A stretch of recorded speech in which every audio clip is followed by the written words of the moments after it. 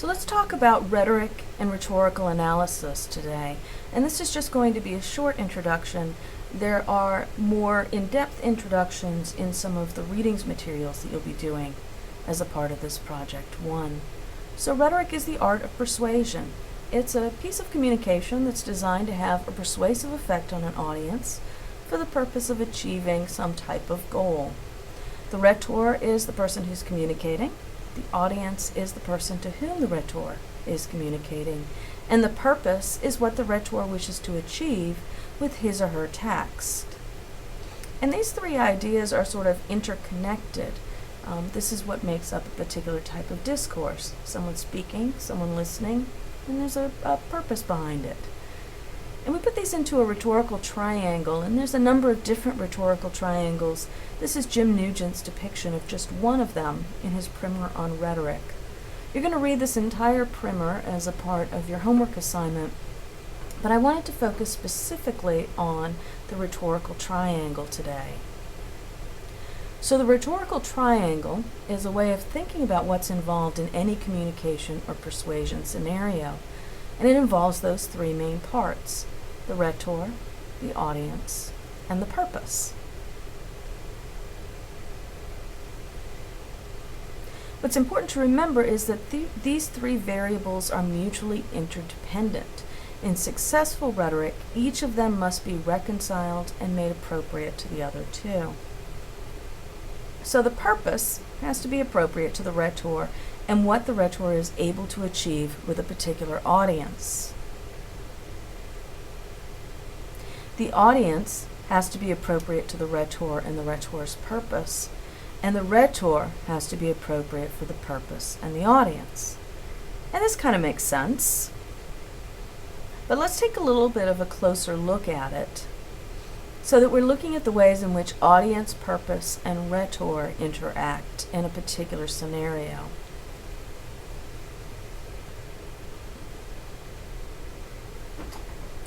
So let's imagine that I'm a pretty good employee and I would like to get a raise.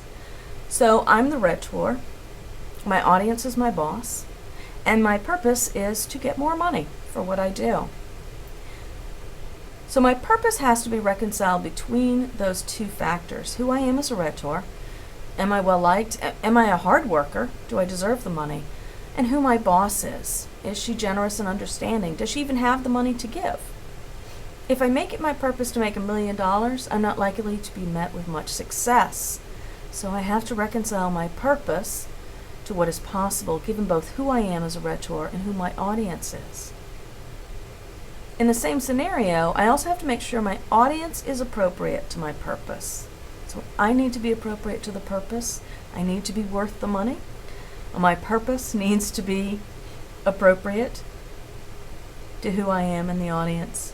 And I also have to make sure that my audience is appropriate. I might ask the janitor or my spouse if I can get a raise, and they might be sympathetic, but they certainly aren't going to be able to give me a raise. So the audience has to be someone who has that power. Who I am has to be appropriate to the audience and the purpose. So if my sister is the rhetor in this particular situation, if I send her in to ask my boss for a raise, the odds are good my boss probably isn't going to give me one. Likewise, if who I am changes, if I win the lottery, it might be more difficult to make the claim that I need more money. Now, what if most people in my line of work actually do make $1 million? In that case, it would make sense for me to make $1 million. What if I lived in a cash-strapped state where there was no money, and more importantly, where it was wrong to ask for a raise? In that case, we're talking about the context, which impacts all three things as well. When we create a particular piece of persuasive discourse, we use rhetorical appeals. And think about KELP here: kairos, ethos, logos, and pathos. And we're going to talk more about each of those throughout the semester, but I want to give you just kind of a preview of the ways that each of them works. So kairos is an appeal to the timeliness of an argument or the urgency of a situation. You'll hear a lot of rhetors, particularly in politics, say things like, "Now is the time." You might see an ad on TV that tells you to act now. You might see some type of persuasive appeal that's designed to get you to see the urgency of a particular situation. I frequently tell students to think about a paper on capital punishment. What's going to make people listen to your paper and read your paper on capital punishment? And it might be expressing a type of urgency. So maybe talking about an inmate who's on death row. And now we see that the time to act really is now, to save this person's life, or to maybe say, okay, it's okay to have the death penalty in this case. We put it in the context of this one particular situation. So here's some examples of kairos. Here you see, this is from the Huffington Post blog. Now is the time to start thinking about racism and the LGBT community. This is from the White House. Now's the time to do something about gun violence. Act now, get a job. Here's Act Now on climate justice. And a day of urgent rescues. And so these tell you the urgency of a particular type of discourse. Another persuasive appeal is appeal to ethos, and this is the character, credibility, or authority of the speaker. We're much more likely to listen to people who we think are smart, who have our best interests at heart, who are kind, who are credible. And so I've got some words here. Approachable. They're an authority. They're humorous. They're knowledgeable. They're trusted, intelligent, generous, empathetic, clever. They're familiar to us. We frequently listen to people who are familiar to us. They are informed. So if you think about a Nike ad, they're frequently going to use an athlete to advertise a product because you associate that athlete's ethos, their character as a good athlete, with the particular product that they're selling. There's two types of ethos too. Situated ethos, which is the sort of the ethos that you already possess with a particular audience relative to a particular situation. So with your friends, you might have the ethos of someone who knows a lot about current music. They trust you as an authority, but they also might not trust you to repair their car. Even though they like you, you maybe don't have the authority or the credibility to fix their car. Invented ethos is the ethos that you create with your discourse to build your character, credibility, or authority with a particular audience relative to a particular situation. So your friends might not trust you to repair their car until they see that you've actually rebuilt the engine on a couple of cars, or until you show them what you know about cars. And I like to put this in the situation that I think is pretty easy to identify the situated and invented ethos. President Obama has a great deal of situated ethos as a leader of this country, as a politician, as a foreign policy expert.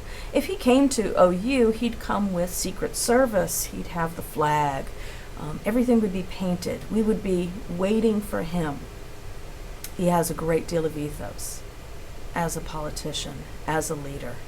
But he has no ethos as a baker. So if he came and started talking to us about a bundt cake recipe, the odds are good we might not pay much attention to what he was saying, unless he invented his ethos as a baker.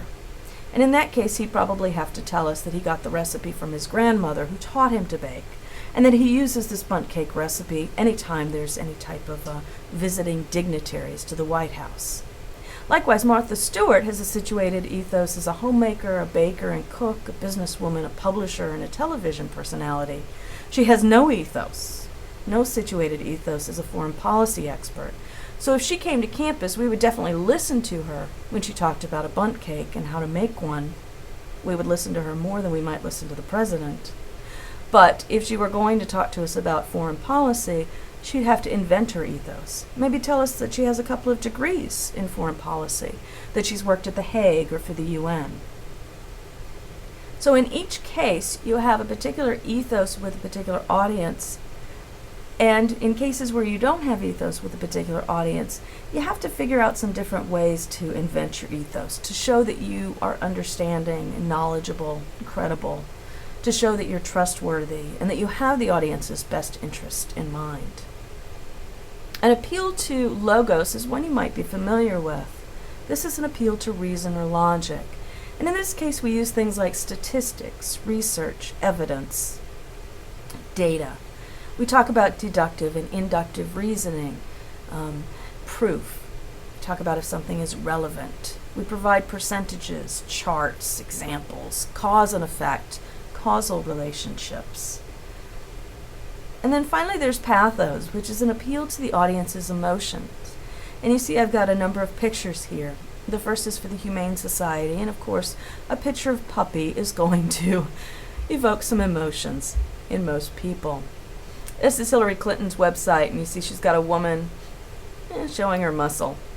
And Hillary says, everyday Americans need a champion. I want to be that champion. So she's appealing sort of to our sense of empowerment, really. We get the same thing on the right here with the Act Now. Down here, the sports car is really kind of appealing to our sense of envy or vanity, our desire to be sort of the center of attention. There's an appeal to our humanity in the middle, appeal again to puppies with that kairotic appeal of urgency. If you want a really good example of logical appeals mixed in with emotional appeals, read Martin Luther King Jr.'s I Have a Dream speech again. Here we have aspire to rise and the tower for OU. So our ambition, right, our desire to be better. And then here we have a cognac ad, our desire to be popular, the center of attention, and have a good time. So again, think about kelp and your rhetorical appeals to kairos, which appeals to the timeliness of an argument or the urgency of a situation. Ethos, which appeals to your character, credibility, or authority as a rhetor on a particular subject. Logos, which appeals to reason, logic. And pathos, which appeals to the emotions of your audience to persuade them. Let me know if you have any questions about this introduction to rhetoric and rhetorical analysis, or if you have any questions about the rhetorical analysis assignment you're going to be completing this semester.